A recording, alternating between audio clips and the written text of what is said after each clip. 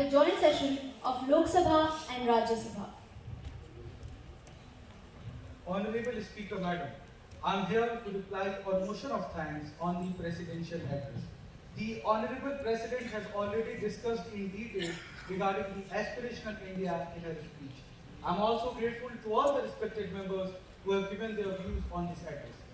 Speaker madam, ये साफ तौर पर देखा जा सकता है कि कोरोना काल के बाद विश्व एक नए वैश्विक व्यवस्था की ओर बढ़ रहा है और इसे इस तरह से भी कह सकते हैं कि दुनिया तेजी से नई व्यवस्थाओं को अपना रही है। मैं सोचता हूं कि हमें इस अवसर को गंवाना नहीं चाहिए। भारत एक लीडर के रूप में आगे आ सकता है और हमारे लिए ये समय एक सुनहरा अवसर है। स्पीकर मैडम, यदि हम आज ही संकल्प लें, दूरदर्शिता के साथ निर्धारित दिशा में चलें, तो निश्चय ही ऐसा संभव है कि जब वर्ष 2047 में हम अपनी स्वतंत्रता की शताब्दी मना रहे होंगे, तब तक हम अपनी पूरी शक्ति और सामर्थ्य से भारत को सर्वोच्च शिखर पर पहुंचा चुके हैं। ये एक दिवा स्वप्न नहीं है, परंतु ये भी सच्चाई है कि वहां तक पहुंचने के लिए हमें कठोर परिश्रम करना होगा, आत्मचिंतन करना होगा और आत्ममंथन। हमें समझना होगा कि देश को विश्व के सर्वोच्च शिखर के स्थान पर पहुंचाने के लिए सामूहिक भागीदारी एवं सामूहिक जिम्मेदारी की जरूरत है। स्पीकर मैडम, मुझे एक कविता याद आ रही है जो मैं जरूर सुनाना चाहूंगा। जरूर सर। हो गए हैं स्वप्न सब साकार, कैसे मान लें हम। हो गए हैं स्वप्न सब साकार, कैसे मान लें हम।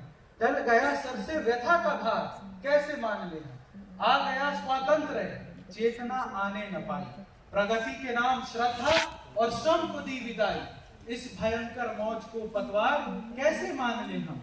टल गया सर से व्यथा का भार, कैसे मान लें। स्पीकर मैडम, मुझे लगता है कि हमने जो मेहनत करना और अपने जीवन मूल्यों को इज्जत देना छोड़ दिया है, शायद इसी की वजह से हम पीछे रह गए हैं। हालांकि बीते वर्षों में हमने कई मूलभूत व्यवस्थाओं में मजबूती लाने का प्रयास किया। गरीब को ऊपर लाने के लिए कई योजनाएं जैसे प्रधानमंत्री आवास योजना, बेहतर मनरेगा एवं उज्ज्वला योजनाएं आदि लाई।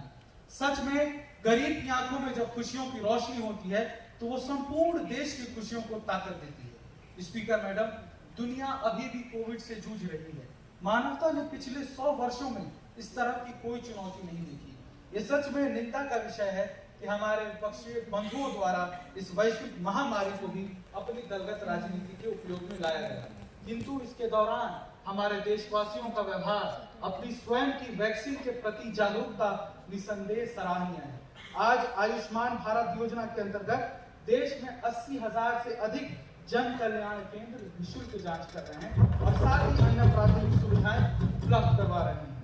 गत वर्ष 2021 की EPFO पेरोल के आंकड़ों से पता चलता है कि लगभग 1 करोड़ 20 लाख लोगों ने EPFO में अपना नाम दर्ज कराया है। ये सभी औपचारिक सेवाएं हैं, यानी बेरोजगारी की समस्या के समाधान के प्रति हम पूरी तरह से प्रयासरत हैं। मैडम, कुछ लोगों को इस बात से बहुत परेशानी है क्योंकि इसका अर्थ है कमीशन के रास्ते बंद, तिजोरियां भरने के रास्ते बंद, घूसखोरी बंद। अध्यक्ष महोदय, देखिए ये क्या कह रहे हैं। इनके अनुसार तो हम सभी भ्रष्ट हैं, हमारी नीतियां गलत कार्यों को बढ़ावा दे रही हैं। ये तो सरासर अपमान है। हम बेईमान, आप ईमानदार। प्रधानमंत्री जी, अपने आप को सही ठहराने के लिए दूसरों को मदद करना ये सही नहीं है।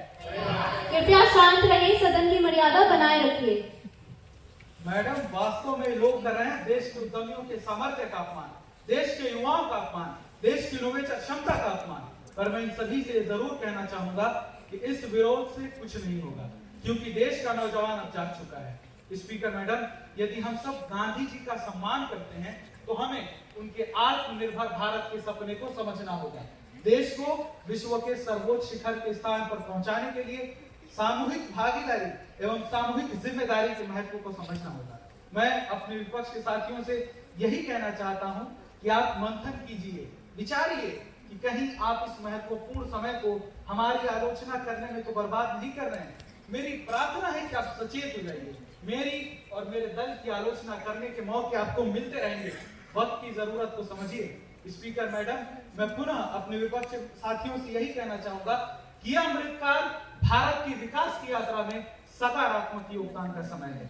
राजनीति अपनी जगह है, देशभक्ति अपनी जगह। आइए हम सब मिलकर देश के लिए जीवें, आगे आए और कोशिश करें कि पिछले 75 वर्षों में जो भी कमी रह गई है उसे सुधारें, कोई कोताही ना बरतें। मुमकिन है सफर हो आसान, अब साथ भी चलकर देखें। मुमकिन है सफर हो आसान, अब साथ भी चलकर देखें। कुछ तुम बदल कर देखो, कुछ हम बदल कर देखो। स्पीकर मैडम, मैं एक बार फिर से राष्ट्रपति जी के उद्बोधन पर धन्यवाद का अनुमोदन करता हूं। आपने जो अवसर दिया उस पर मैंने अपनी ओर से स्पष्टीकरण का प्रयास किया है। बहुत बहुत धन्यवाद। And now we begin the question hour. Question number 101. Ms. Alma Shahid. Honorable Speaker Madam, will the Finance Ministry be pleased to state A. The current scenario